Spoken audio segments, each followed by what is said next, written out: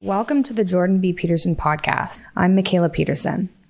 We're moving to one interview per week, released on Mondays, and a compilation podcast surrounding interesting topics on Thursdays. In this episode, we investigate the principle set forth by Vilfredo Pareto, an economist born in 1848, which specifies that 80% of consequences come from 20% of the causes, asserting an unequal relationship between inputs and outputs. This principle serves as a general reminder that the relationship between inputs and outputs is not balanced. The Pareto principle is also known as the Pareto rule, the 80-20 rule, or the Matthew principle. Dad often uses the principle to demonstrate the harsh reality that inequality is not a simple issue and therefore has no simple answer. The final section of the podcast is taken from Dad's 2019 lecture titled "The Deeper the Abyss, the Brighter the Light," and it makes up a long section towards the end of the episode. Please note that even though it moves away from the direct discussion of the principle, the remaining section of the lecture is how we can move forward now that we can see the Pareto principle at play. I hope you enjoy this episode.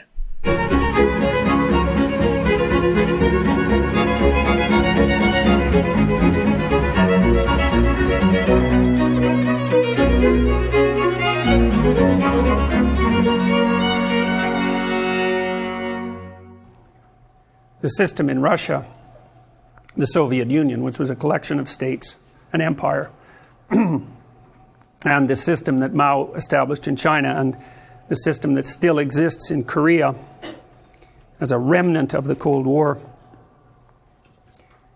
and systems in Southeast Asia and in Africa, were all predicated on Marxist presuppositions. Presuppositions that were utopian in nature and that posited a utopian future where property was held in common and everyone had enough and everyone was called upon to do what they could, right, from each according to his ability to each according to his need, which is a lovely sentiment, and you can imagine how it would be attractive even intellectually, because of course other systems, all other systems, produce vast disparities in income. It's like a natural law. It's actually governed by, you can model it with a distribution called the Pareto Distribution, and the Pareto Distribution looks like this. It doesn't look like a normal distribution. A lot of you guys have been told about normal distributions and how many things follow on normal distribution, most things, but that's really a limited case. You can understand a Pareto distribution if you've all played Monopoly, I presume. At the beginning, everyone has the same amount of money. Will include property, the same amount of wealth. And then what happens as the game progresses, and really as a function of chance, I mean, I know you have to use your head a little bit in Monopoly, but the basic rule is just buy everything you can get your hands on and then trade meanly, something like that. So at the beginning everybody has the same amount, and then as you begin to play, if you had enough players, you would develop a normal distribution, because some people would win relatively consistently and some people would lose relatively consistently, and so the money starts to be distributed in a normal distribution. But the thing about money, and the thing about lots of things, is that zero is involved. And zero is a weird place, because if you're playing a trading game and you hit zero, then you're done. And it's very hard to recover from zero. And it's really hard to recover. When you're doomed in Monopoly. You can tell. You've got some resources, but there's going to be some crisis when you land on some hotel. And you're going to get wiped out. You know it. So there's a point at which you're headed for zero, even if you have something. And you might be rescued by luck. But when you're doomed. So what happens is that as you continue to play Monopoly, more and more people stack up as zero, and fewer people have more and more money. And when the game is over, everyone has nothing except one person, and they have all of it. Now, the funny thing about that is that in some sense, that's how trading games work. You know, you might wonder why there is inequality in a society, and it's easy to consider that it's because the society is corrupt, and perhaps, you know, societies are somewhat or horribly corrupt. That's the variation. There's no society that's without its criminal element and fixed element. Anyways, trading games tend to produce a Pareto distribution so that very many people have very little and a tiny minority have a tremendous amount. That's the 1% that you hear about, right? And, you know, the thing about that 1% is that that's happened in every society that's ever been studied. It doesn't really matter what the governmental system is, and it certainly happened under the Soviets, that's for sure. And there was a lot of people who had enough zero, so they just died.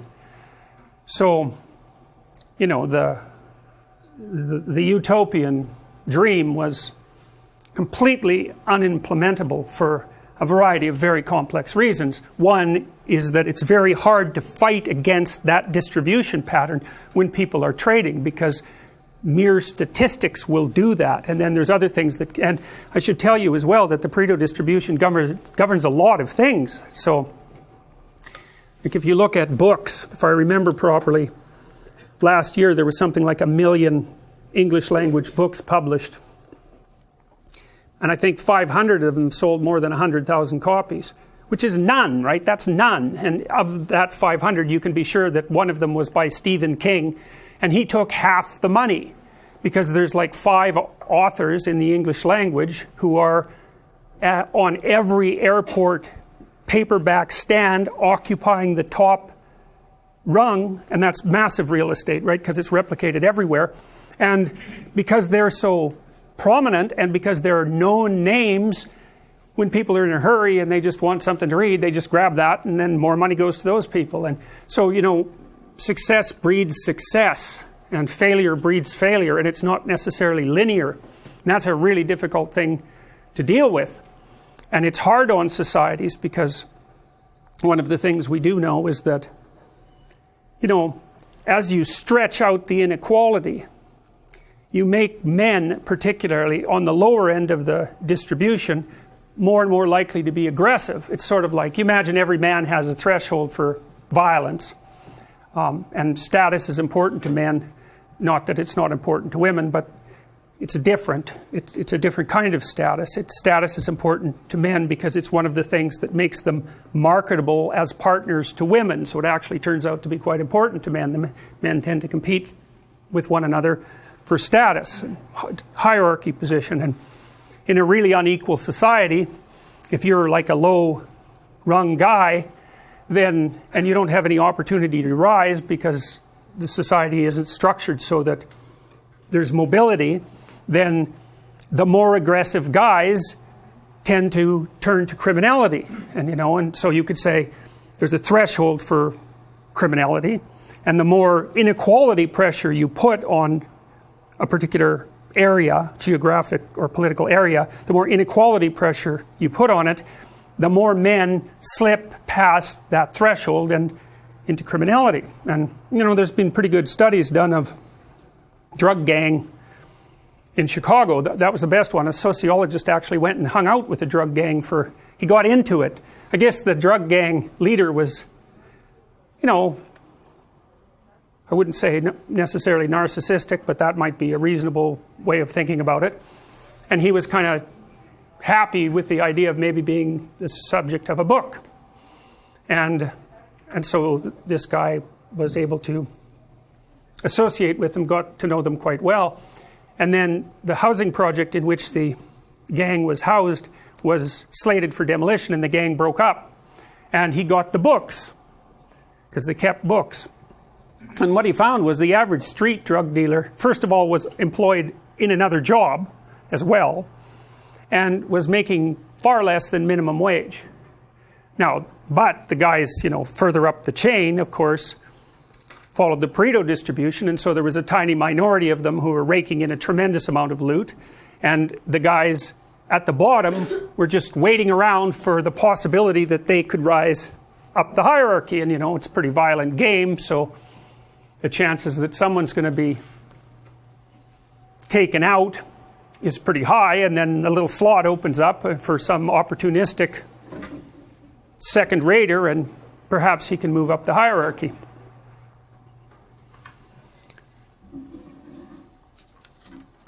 So the Pareto distribution governs all sorts of other things too. I mentioned it governs the popularity of books, the sales of books, but it also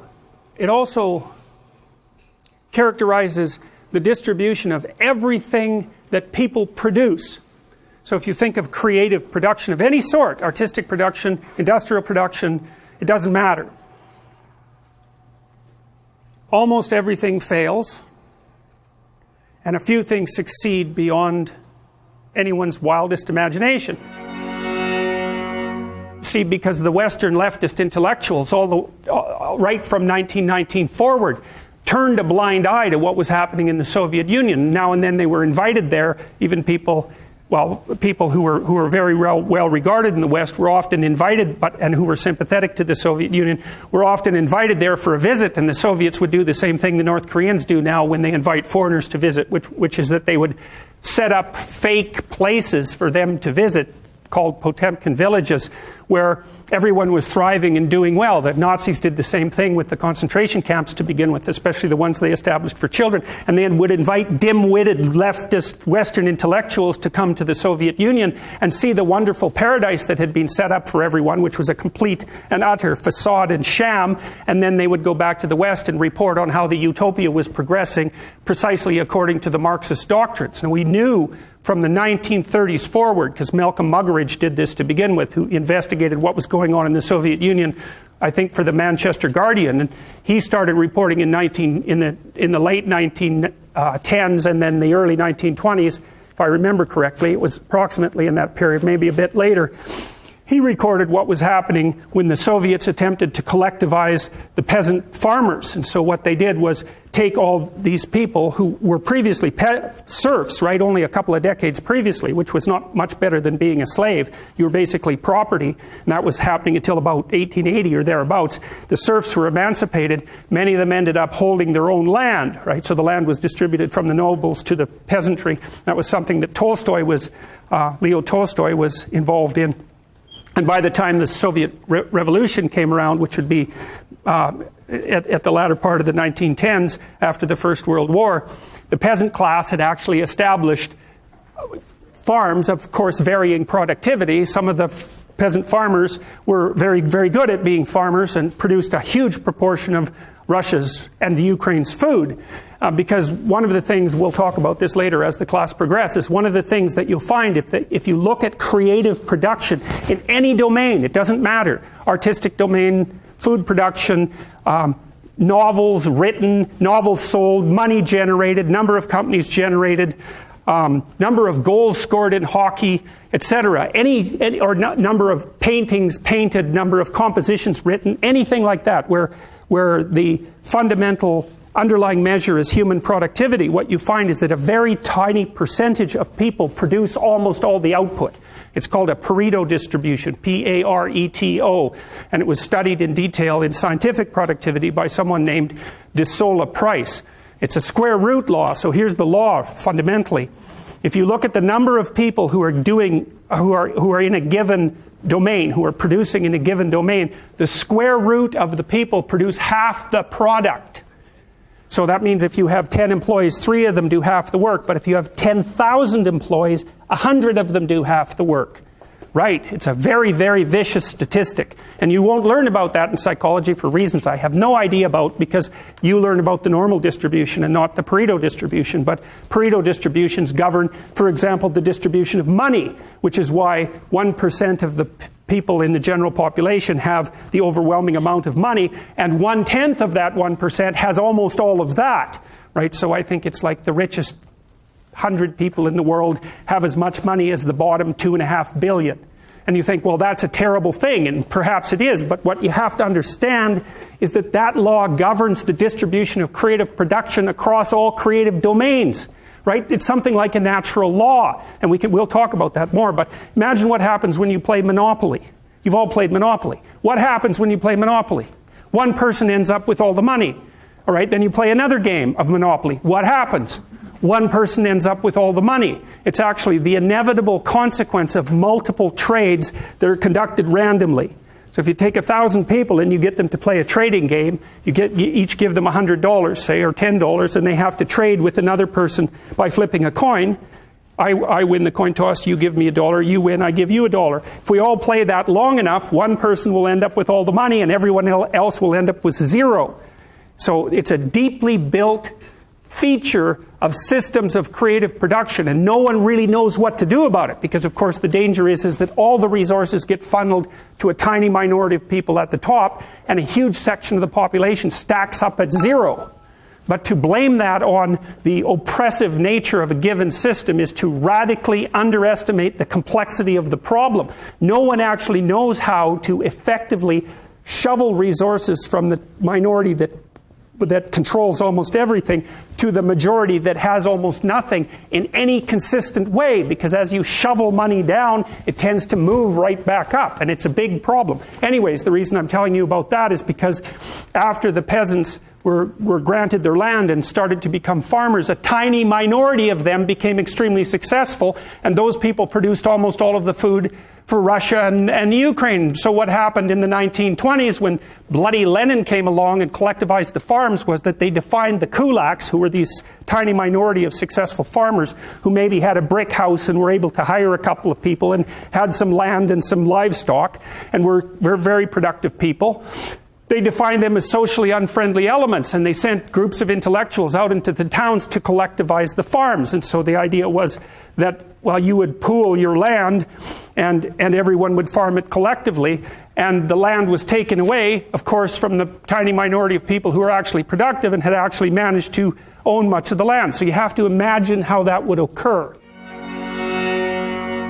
You know what? Back in 2008, when we had that economic collapse, this strange idea emerged politically, and that was the idea of too big to fail. And I thought about that idea for a long time, because I thought, there's something deeply wrong with that. Because one of the things that made Marx wrong was, Marx believed that capital would flow into the hands of fewer and fewer people, and that the dissociation between the rich and the poor would become more extreme as capitalism developed. And like so many things that Marx said, it's kind of true. It's kind of true in that the distribution of wealth, and in fact the distribution of anything that's produced, follows a Pareto pattern. And the Pareto pattern basically is that a small proportion of people end up with the bulk of the goods. And it isn't just money. It's anything that people produce creatively ends up in that distribution. And that's actually, the economists call that the Matthew principle, and they take that from a statement in the New Testament, and the statement is, to those who have everything, more will be given, and from those who have nothing, everything will be taken. And it's a map of the manner in which the world manifests itself, where human creative production is involved, and the map seems to indicate that as you start to produce and you're successful, the probability that you will continue to be successful or accelerate increases as you're successful. And as you fail, the probability that you will fail starts to accelerate. So your progress through life looks like this, or like this, something like that. And the reason that Marx was right was because he noted that as a feature of the capitalist system. The reason that he was wrong is that it's not a feature that's specific to a capitalist system. It's a feature that's general to all systems of creative production that are known. And so it's like a natural law, and it's enough of a natural law, by the way, that the distribution of wealth can be modeled by physical models using the same equations that govern the distribution of gas molecules in a vacuum. So it's a really profound, it's a fundamentally profound observation about the world, way the world lays itself out. And it's problematic, because if resources accrue unfairly to a small minority of people, and there's a natural law-like element to that has to be dealt with from a social perspective, because if the inequality becomes too extreme, then the whole system will destabilize. And so you can have an intelligent discussion about how to mitigate the effects of the transfer of creative production into the hands of a small number of people. Now, the other reason, however, having said that, the other reason that Marx was wrong, there's a number of them. One is that even though creative products end up in the hands of a small number of people, it's not the same people consistently across time. It's the same proportion of people. And that's not the same thing. You know, like, imagine that there's water going down a drain, and you say, well, look at the spiral. It's permanent. You think, well, the spiral's permanent, but the water molecules aren't. They're moving through it. And it's the same in some sense with the Pareto distribution, is that there's a 1%, and there's always a 1%, but it's not the same people. The stability of it differs from culture to culture, but there's a lot of movement in the upper 1%, a tremendous amount of movement. And one of the reasons for that movement is that things get large, and then they get too large, and then they collapse. And so, in 2008, when the politicians said, too big to fail, they got something truly backwards, as far as I can tell, and that was, it was a reverse, the statement was reversed. It should have been so big it had to fail. And that's what I think the story of the Tower of Babel is about. It's a warning against the expansion of a system until it encompasses everything. It's a warning against totalitarian presumptions. We figured out how to not have zero-sum games a very, very long time ago. And it turns out that if the game you're playing isn't zero-sum, right, which means that there's only a finite number of resources and everybody has to fight to the death for them, and some are going to get the lion's share and others are going to starve. If you're not playing a zero-sum game, then you can learn to cooperate and compete in an intelligent and civilized manner, and all of a sudden, there's more than enough for everyone. Now, still, some people are going to have more than others, you know, but there's nothing. How are you going to stop that? And do you want to? Like, do you want to only know what? Do you want to only be allowed to know what everyone else knows? You don't get to know anything that anyone else knows, because it's got to be equal. You want everyone to be exactly the same amount of attractive, you know.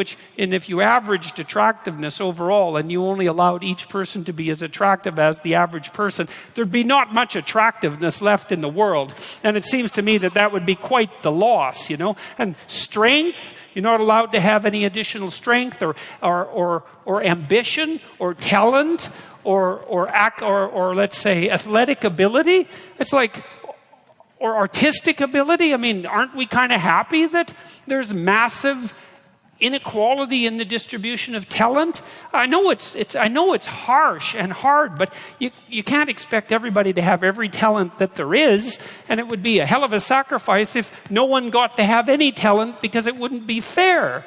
And so I don't get the whole equality of outcome thing. It isn't going to work. There aren't that many geniuses, you know. We want to exploit the geniuses and get them to work for us.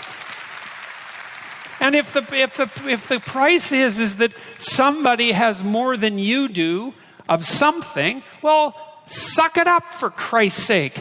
Well, Jesus, seriously, man. It's like, look, how much more do you have than most people have? You know, you need to make $30,000 a year to be in the top 1% of the socioeconomic distribution worldwide. You know, you always hear about the 1%. Right, the evil 1%. And they churn, by the way, because it's not the same people all the time. It's like, all of you here are in the evil 1%, and you think, well, that's not very fair, because I was really only talking about within my country. Well, that's convenient for you, you know. It makes it really, really convenient argument for you. It's like, well, all those other people, those foreigners, they don't count. If they're poor, who the hell cares? It's the Australians that matter. You know, and so no, that's a non-starter. You know, and by historical standards, you're doing a hell of a lot better than the top 1%. I can tell you that. I read a nice article by a coalition called Human Progress the other day, and they were comparing the typical middle-class person who lives now with Rockefellers in the 1919s and say, well, would you rather be a middle-class person now or Nelson Rockefeller in 1919? And the answer seemed pretty damn clear that, well, you know, if you were Nelson Rockefeller, then you would have been richer than anyone else. And there's something to be said for that status, right? Because people do like to have more than others. I don't know if it's a good thing or not, but it is one of the things that we like. And so you'd have that. You'd be richer than everyone else. But there'd be all sorts of things that you have that now that Nelson Rockefeller wouldn't have had a hope of purchasing, like the antibiotics that he would have needed to stop his son from dying, for example, you know, just as a start. And so I think this complaint about inequality, look, no one likes inequality exactly. You walk down the street, this is why I always get a kick out of people who protest, I'm against poverty. It's like, really? You're against poverty, and you think that's a unique enough attribute so that it was worth your time to make a sign that said that you were against poverty and show other people. It's like, I've never met anyone that was for poverty. You know, you walk down the street with someone who's pretty well off, you know, and they've got 1920s spats on and a bowler, and they're feeling pretty damn rich, and a Stockster's certificate sticking out of their back pocket, and, you know, there's a homeless person there, and they give them a good kick, and they say, the more poverty, the better. It's like, no. You know, when people walk down the street and you see homeless people, and homelessness is a complex problem. Like you think, well, homeless people are poor. It's like, yeah, man. That's like one problem they have out of 50. And like I've worked with poor people, you know, in my clinical practice, and poor in multiple dimensions. And many of them, you gave them money, they were just done. Especially if they were like alcoholics and cocaine addicts. As long as they were broke, they had some hope of living through the next month. But as soon as their unemployment check showed up, man, they were face down in the ditch 3 days later, right? Nothing but cocaine and alcohol with all their idiot friends for 3 days. And then they'd show up back in my practice saying, you know, God, I relapsed again. I said, well, what happened? Well, my money came in. It's like, yeah, money's really going to do you a hell of a lot of good. It'll just kill you faster than poverty. Now, not that there's anything good about poverty, but it's not like these are simple problems. You know, walk down the street and you see someone who's been an alcoholic for 20 years and maybe they're addicted to methamphetamines as well, or maybe they're schizophrenic. It's like, it isn't unequal distribution of monetary resources that is the primary cause for that problem, and it isn't going to be some sort of straightforward redistribution that's going to fix it, because it's way more complicated than that. And then the whole power thing too. It's like, look, I get it. I get the left wing issue, and I really do. And I think I get it better than the damn left-wingers get it. Because, you know, most of the radical types, they follow Marx, and they say, well, one of Marx's dictums was that capital tended to accumulate in the hands of fewer and fewer people. And that's right. That's true. Wealth and capital, income for that matter, but not only that. Whatever it is that you might like to have accumulates in the hands of smaller and smaller numbers of people. It's a principle that was discovered by an economist named Pareto, Vilfredo Pareto. And he pointed out something that had been pointed out in the Gospels, by the way, thousands of years earlier, which was, to those who have everything, more will be given, and from those who have nothing, everything will be taken away.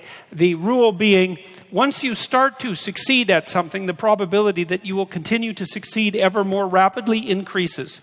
So there's an exponential function with regards to success. But there's also an exponential function with regards to failure. So failure and success aren't like this. They're like this. Fail, fail, die. Succeed, succeed, succeed ridiculously. Like it's this weird curve. And it's funny because it doesn't just characterize economics. It's a really it looks like a really fundamental economic law. I was actually quite shocked when I first learned about this, which was only about 15 years ago, because I thought most things were normally distributed. It turns out that that's not true. What people produce creatively isn't normally distributed. A small proportion of people produce most of what's of value. It doesn't matter what it is. And you know this. It's like, how many books does Stephen King sell?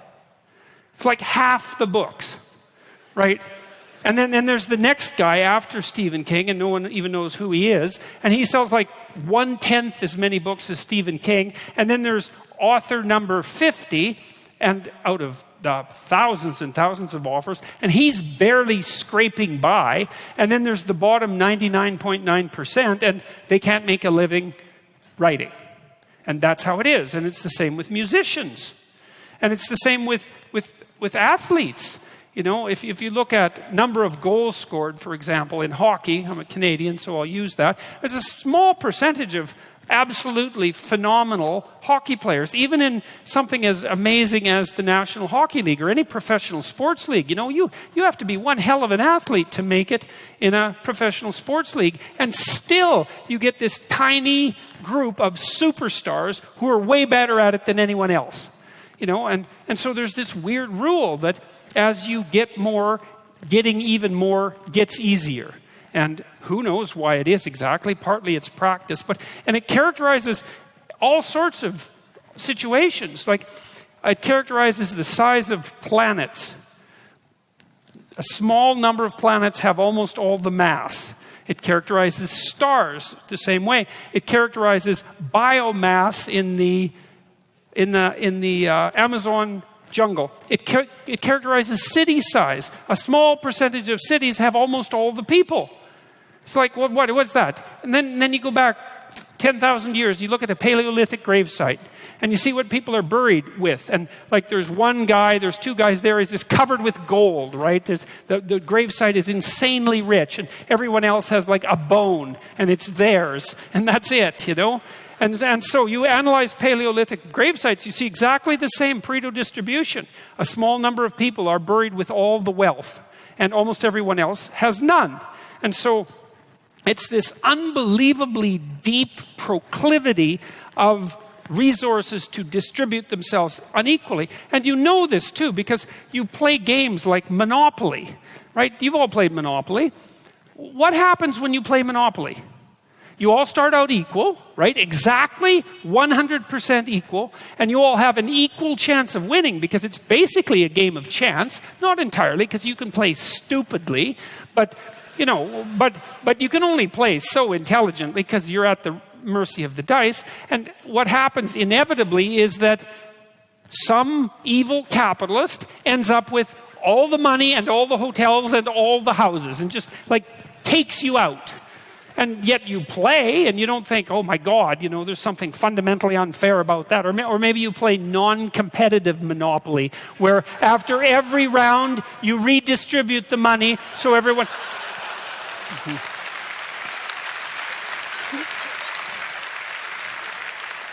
Right, so there's no fun in that. And so the problem with Karl Marx, as far as I'm concerned, is that he was nowhere pessimistic enough. It's like, no, you can't blame inequality on capitalism. In fact, capitalism is pretty good at ameliorating inequality. Like, there's still plenty of inequality in capitalist societies, make no mistake about that. And you can make some claim, although it's a tricky one, that some indices of inequality have increased over the last 20 years. It depends on how you measure it, because it's complicated. Because, you know, even poorer people now have access to, well, let's say iPhones, which have more computational power than the entire system that put the Apollo 11 on the moon, which is, you know, for $600, which isn't a bad bargain. So it's not that easy. It's not that easy to do those economic calculations. But one of the things you can say about capitalism and about private property and about the idea that people have a right to what they earn and a right to what they own is that it's pretty damn good at generating wealth. And the wealth isn't equally distributed by any stretch of the imagination, but a fair bit of it goes to the bottom, and that's why we're seeing, well, a relative dearth of tremendous deprivation. And you might say, well, we want to squeeze out that last bit of inequality, and it's like, well, maybe we do, and maybe we don't. It's not so obvious. First of all, because even if we did want to, we don't know how. And we certainly do know that if there are some ways that if we go about it, then things really go to hell in a handbasket really fast. And everyone ends up equal because they're all starving and dead. You end up in a situation like Venezuela. Not that they're all starving and dead, but the average Venezuelan lost 17 pounds in the last year. And that wasn't from voluntary diet, right? And that's a very rich country. And so we do know that there are ways of ameliorating inequality that just don't work. And so it's a dangerous thing to mess with because we don't understand it.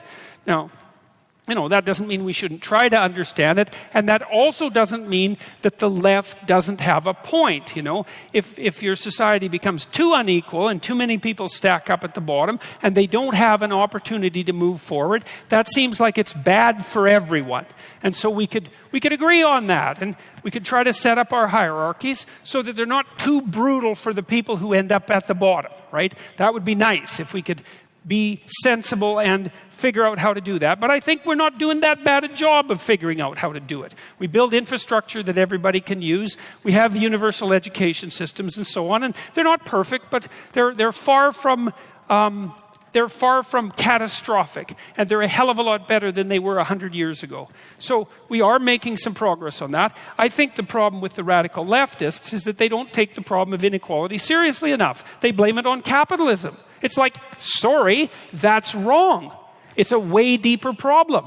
It wasn't capitalism that produced inequality of gravesite wealth distribution in Paleolithic Europe 10,000 years ago. And it's not capitalism that makes some stars have all the mass, right? It's a different order of problem. And so we have to be more sophisticated than economists were 150 years ago when we talk about inequality. And when we talk about hierarchy, we also have to be more sophisticated because we have to start to understand what it means for there to be a human hierarchy and the basis upon which hierarchies actually establish themselves if they're going to be playable, iterable, civilized, productive, sustainable,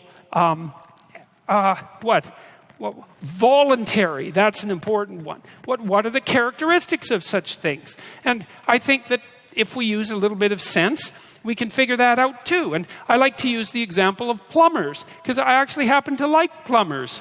Partly because I don't like it when my basement is full of sewage. And that's happened once or twice. And you call a plumber and then that doesn't happen. And I'm pleased about that. Like I'm sure most of you are, and plumbers have done an awful lot for the world. And there's a big difference between a good plumber and a bad plumber.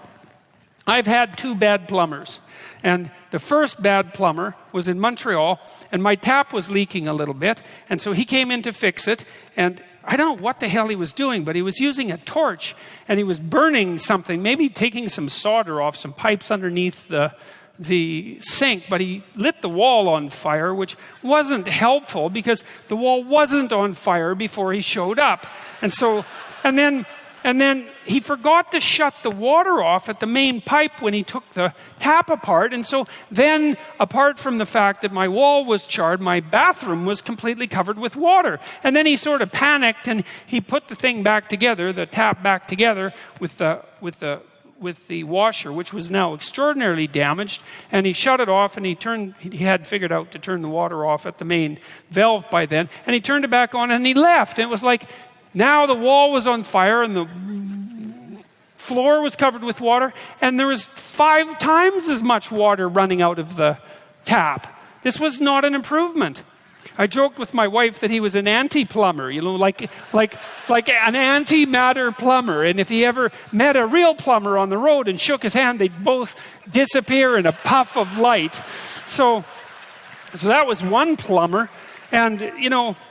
And then another plumber, we were redoing our house in Toronto, and it was the day before the drywallers were supposed to come in. And so we were working like mad, because drywallers, they're fun to watch, man. They zip in, they lift up their piece of drywall, they zip it up with their screws, and they're really fast at it. And it's quite a skilled operation, but they're really fast, and they don't muck about. And so you have to be ready for the drywallers. And so this guy had redone all our pipes, PVC, plastic pipe, and you put that together with a kind of solvent, okay? So you just put solvent on one end of the pipe, the male end, and you put it into the female end with some solvent, and they stick together, and hopefully it seals. And he said, my joints never leak.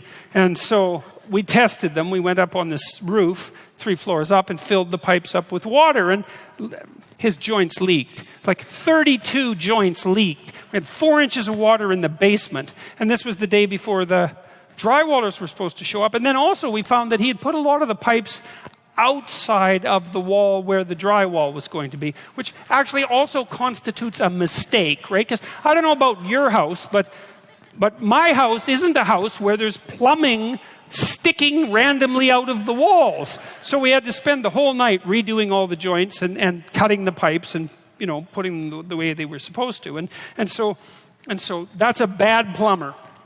And so we're going to make the case that they're bad plumbers, and they don't know what they're doing, and so they don't have any skill, or maybe they're worse than not skilled. They make things worse, because that's worse than just not skilled.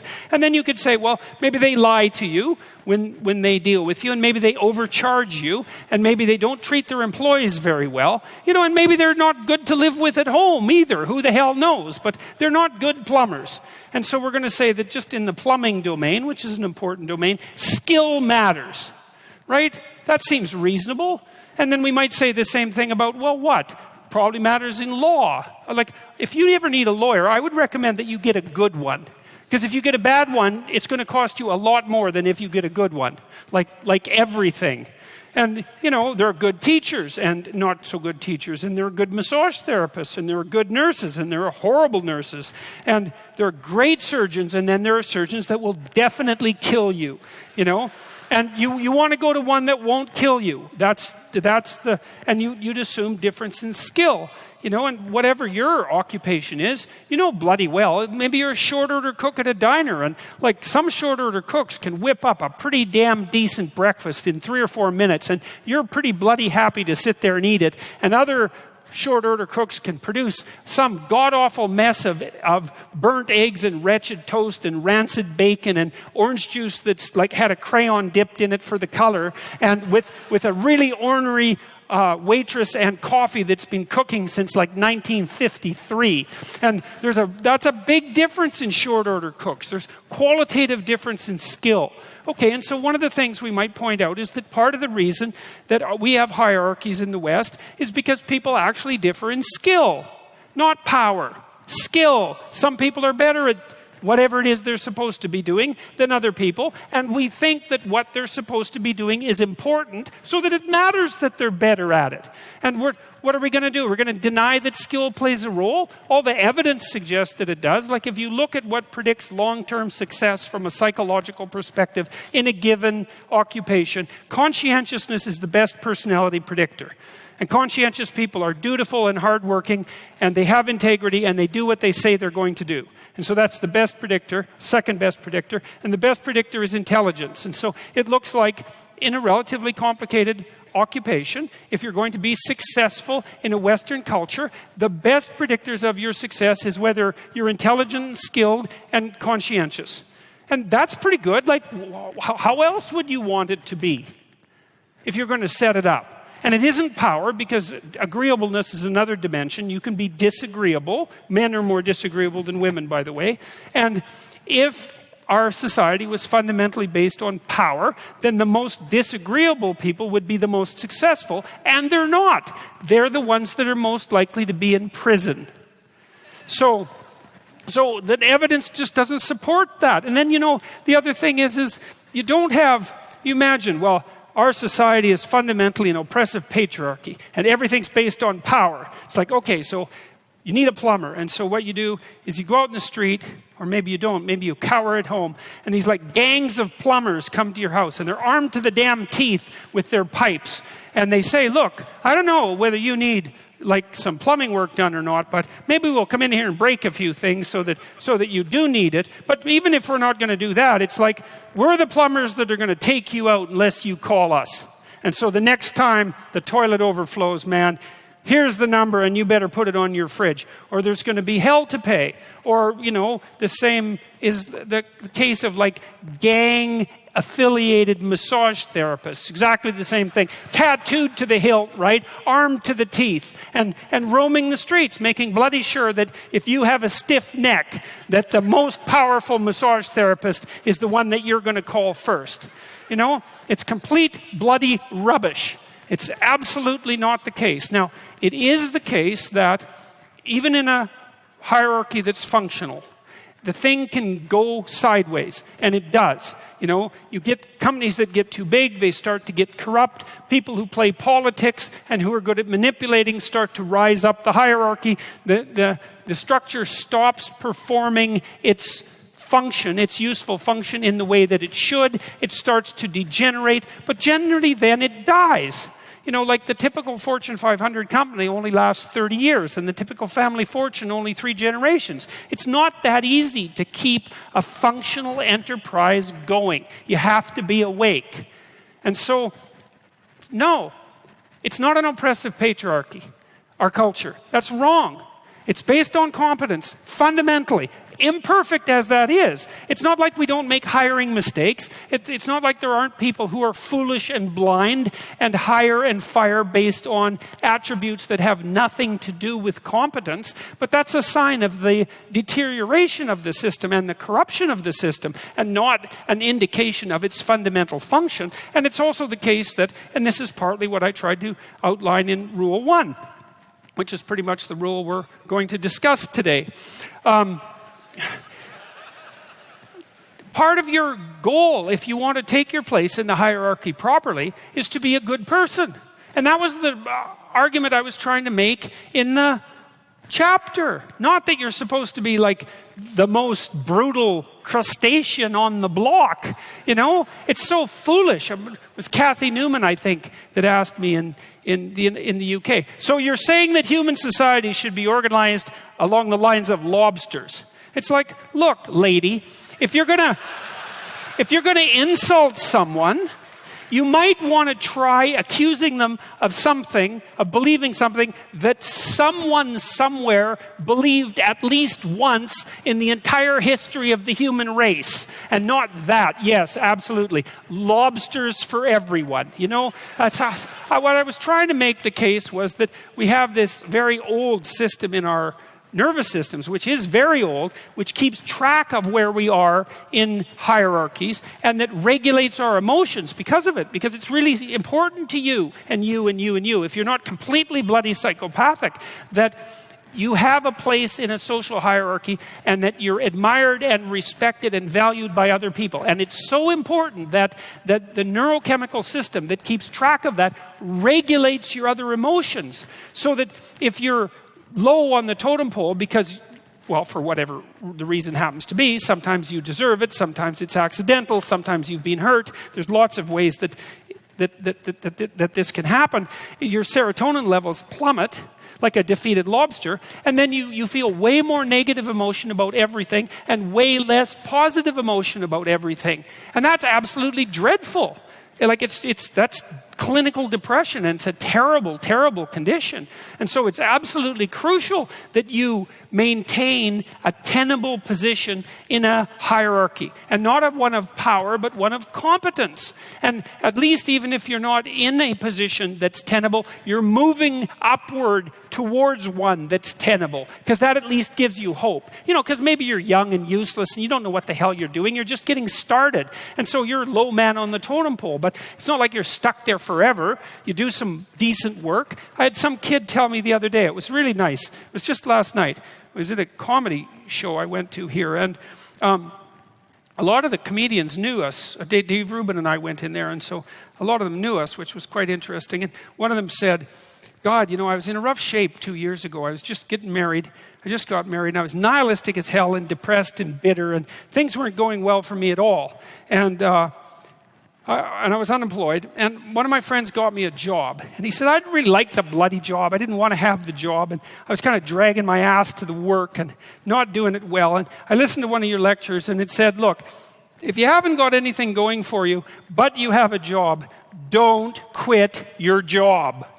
Whether you hate it or not, it's like, man, that's what you're hanging on to the edge of the world with your fingertips, you know? Don't let go. Well, if you can find a better job, okay, fine. But you don't just quit, because then what? You're done. And he said, and another thing that I had mentioned was, why don't you just try to work as hard as you can at your damn job for like 6 weeks, right? All flat out. You know, if you work 10% longer hours, you make 40% more money.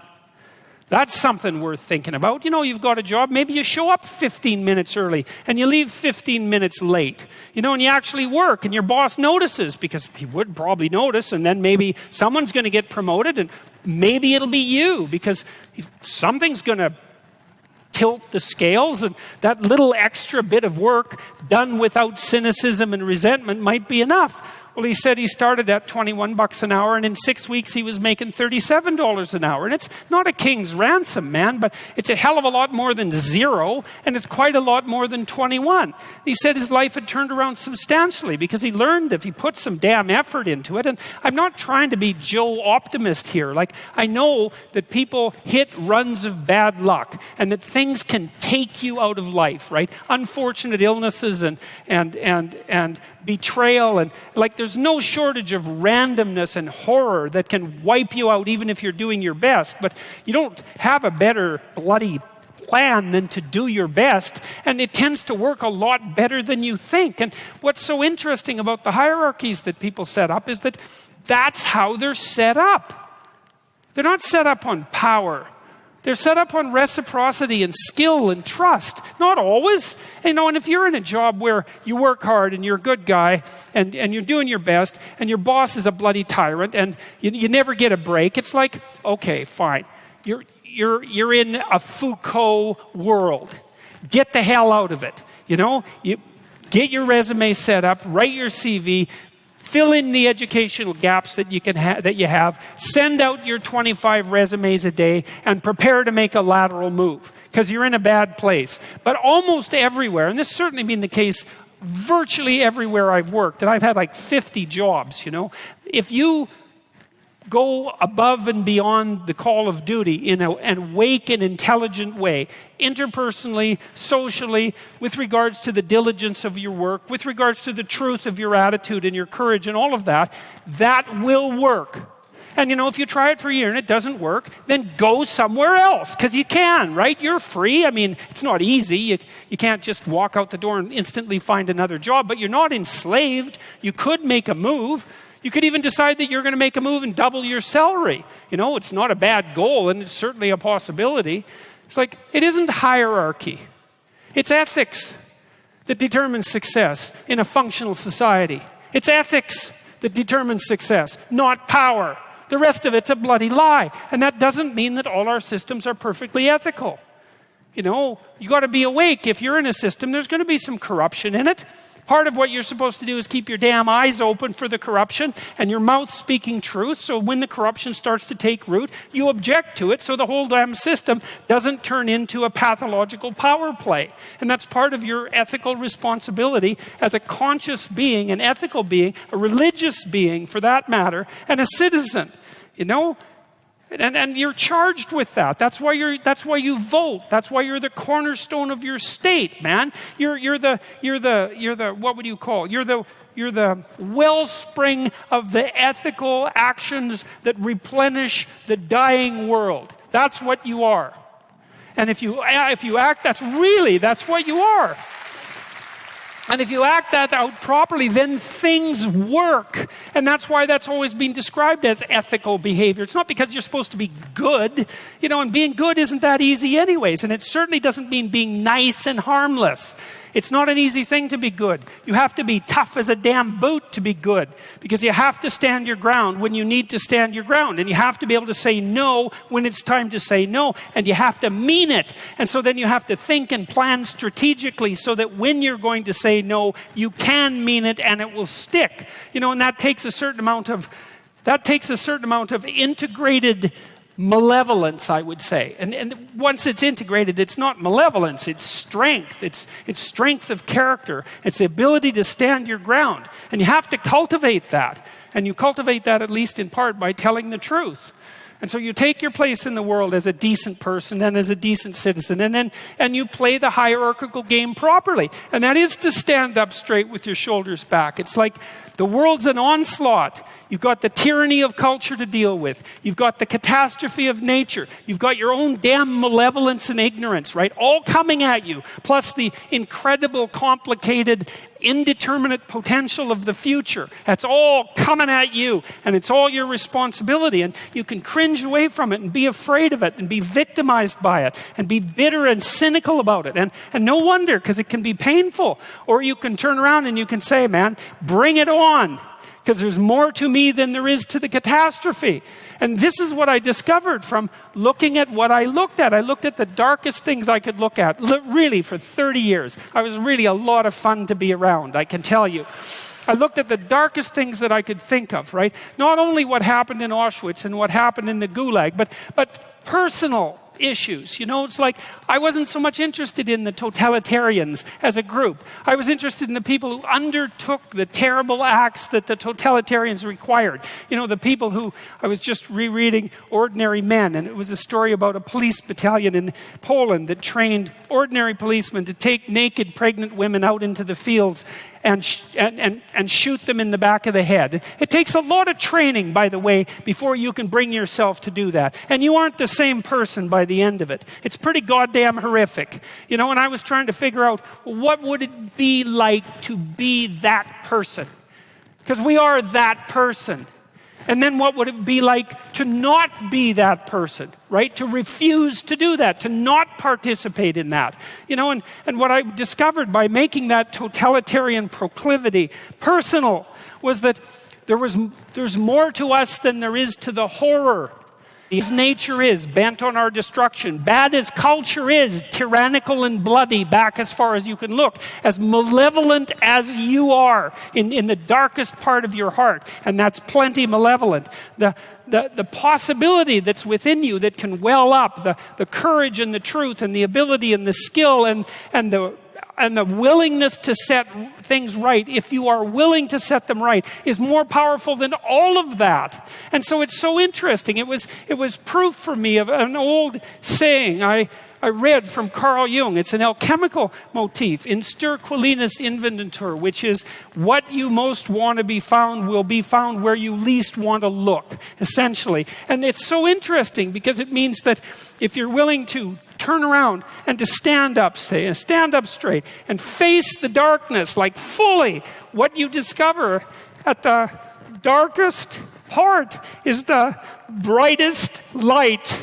And that's something that's so much worth discovering, because there's going to be terrible darkness in your life, and it's going to make you cynical and bitter. And it could easily be that you're just not looking at it enough, because if you looked at it enough and you didn't shy away and you brought everything you had to bear on it, you'd find that there was more to you than there was to the horror. You know, I watched my father-in-law. I'll end with this. And you know, you don't know, because you're not bringing your A game to the table with all that cynicism and bitterness and resentment and willful blindness and avoidance. Maybe you're playing at 60%. It's not good enough, because there's too much of what's bad for 60% to be good enough. It's like you need 90% or 95% or 100%. When about 15, 20 years ago, my mother-in-law developed frontal temporal dementia, which I wouldn't recommend. You know, it's one of those degenerative neurological diseases like Alzheimer's, and those bloody things are like they're in the top echelon of awful. You know, you watch a person deteriorate before your eyes. It's a lengthy, lengthy death. And it was slow. And her husband, he lived in this little town that I grew up in, about 3,000 people. And he was quite a character, man. Everybody knew him. I bought him a Foghorn Leghorn t-shirt once, because that's kind of what he was like. He was loud and sort of bombastic, but he stood up straight, I can tell you. And he played the fool a little bit, mostly for the amusement of people, but he was no damn fool. And I always admired him and liked him. And the feeling was mutual, thank God, since I married his daughter. And, you know, he drank a lot with his crazy friends up in northern Alberta, and he wasn't at home a lot because he was working a lot. And he was kind of a party animal about town, but a good businessman and a good man. And then his wife got sick, and they moved to another town. And, he took care of her for like 15 years. It was unbelievable. As she deteriorated, and she got more desperate to have him around, and her love for him never went away. Even as she lost herself almost completely, she would always light up when he came into the room, And he took care of her right till within weeks of her death. He had to finally put her in an old folks' home because he was no longer strong enough to lift her up from the chair. And we interacted with him a lot, because we were trying to help him figure out how to cope. And we had signs put up in the house, electronic signs that would tell her when he was leaving so that she would know where he went. And we had recordings in the bathroom so that she knew what to do when she went into the bathroom. And we tried to do everything we could to not make this absolutely bloody, atrocious experience complete hell. And he participated the whole way. And it was really something to see. It was really... it left me with a tremendous sense of admiration for him, but not just for him, but for people who can do that.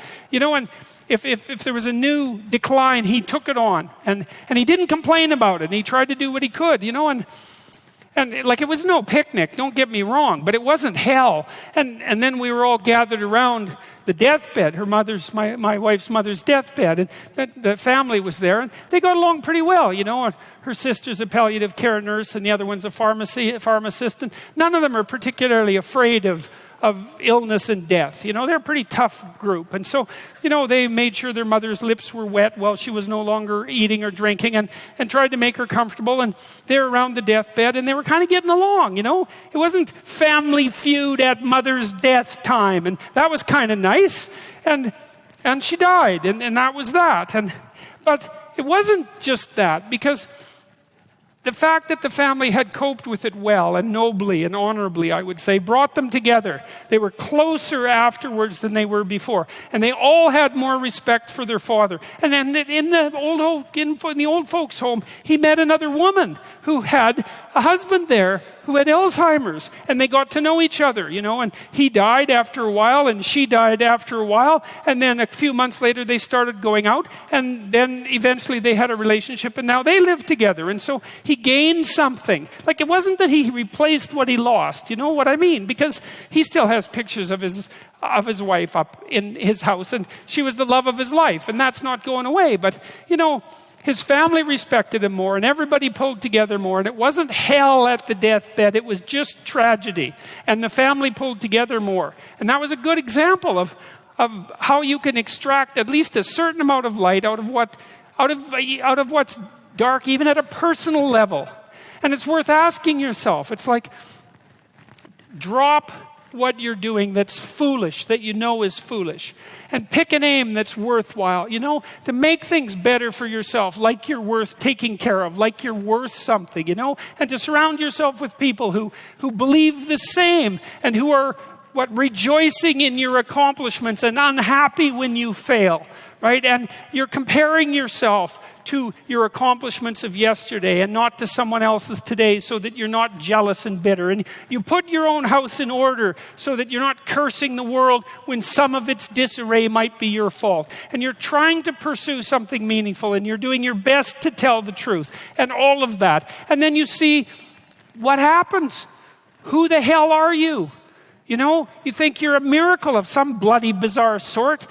We've been around for 3.5 billion years. Every single one of your relatives propagated successfully. And here you are, against all possible odds, in this world of hell in some sense, and bitterness and tyranny and malevolence. And yet God only knows what's inside you, this capacity for consciousness, the capacity to confront potential and to turn it into something good. That's us, man. That's the Western story. That's the individual as the cornerstone of the state. That's our responsibility, and it really is who we are. And so we need to know that, and we need to remember it, and we need to act it out. And then maybe we can see what we can do about it, and see how good we could make things. And maybe that would be the purpose of your damn life, right? Not to be happy. It's like, there's problems to be solved. Be happy after you solve the goddamn things, right?